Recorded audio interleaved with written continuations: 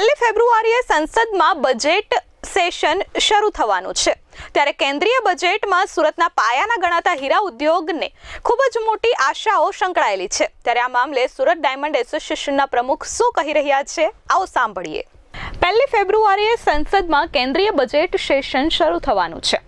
આ વખતે પણ નાણામંત્રી નિર્મલા સીતારમણ આગામી નાણાકીય વર્ષનું બજેટ રજૂ કરશે। ત્યારે દેશના જીડીપીમાં મહત્વનું યોગદાન આપનારા સુરતના હીરા ઉદ્યોગને આ બજેટમાંથી શું અપેક્ષાઓ છે તે અંગે આજે સુરત ડાયમંડ એસોસિએશન પ્રમુખ અને હીરા ઉદ્યોગકારોએ પોતાની વાત રજૂ કરી હતી, જેમાં તેમણે જણાવ્યું હતું કે ઇમ્પોર્ટ ડ્યુટી ઘટાડો કરાઈ, રિટેલર ગ્રોથ, એક્સપોર્ટ અને સ્મગલિંગ અટકાવવા સોનું, ચાંદી અને પ્લેટિનિયમ પર ઇમ્પોર્ટ ડ્યુટી 5% સુધી ઘટાડવી, SNSZ માટે safe harbour rate, special notified ઝોનમાં વિદેશી માઇનિંગ દ્વારા કાચા હીરાના ટ્રેડિંગ માટે સેફ હાર્બર કરવેરા પર FAQ જાહેર કરવા, કુદરતી હીરાની માંગ વધારવી, વૈશ્વિક ઝુંબેશ માટે GJPCને સમાંતર ₹15 કરોડની ગ્રાન્ટ આપી। આ સાથે હીરા ઉદ્યોગ અને રત્નકલાકાર માટે રાહત પેકેજની માંગ કરાઈ હતી। સુરત એરપોર્ટ પરથી પણ વિવિધ દેશો સાથે કનેક્ટિવિટીની માંગ કરવામાં આવી છે।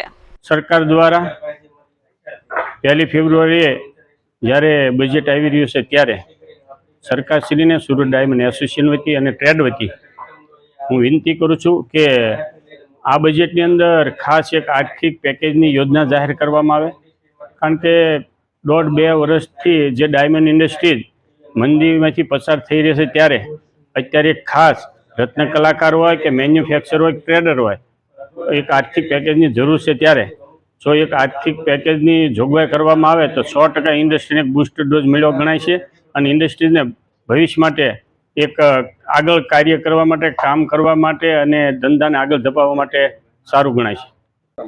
મારું નામ નિલેશ વિકડિયા છે।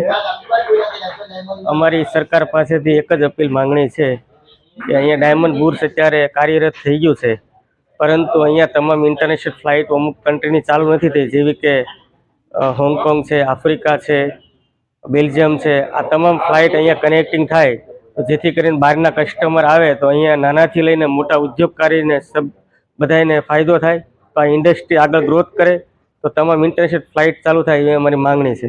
Bureau report S24 news Surat.